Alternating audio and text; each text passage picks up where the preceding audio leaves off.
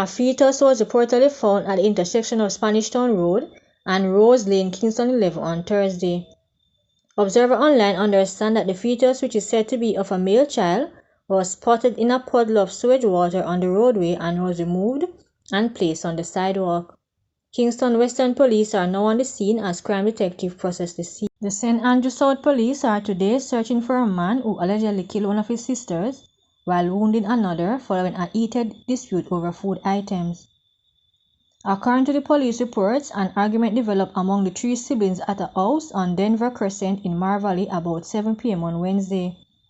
The dispute reportedly became physical, resulting in the brother stabbing both sisters multiple times.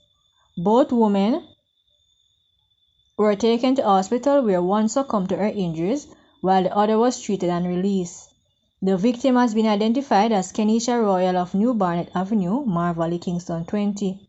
The brother, whose identity has not yet been released, is reportedly on the run. Investigations continue. Human skin was discovered at what is believed to be a burial site at quarry in Goldsmith Villa, Augustown, St. Andrew. The site was discovered on Tuesday evening, but excavation was not done until yesterday, the police said. Reports reaching Observer Online indicate that around 5 p.m. on Tuesday, police received information surrounding the possible burial site of a missing person. That missing person is said to be a 44-year-old resident of Goldsmith Villa. It is understood that a team from the Augustown Police Station went into the quarry area where a search was done. During the search, a shallow grave was discovered with a foul smell emanating from it.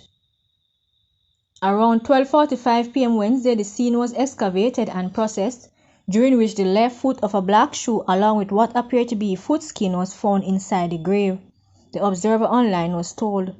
The skin was taken to the morgue pending further investigation.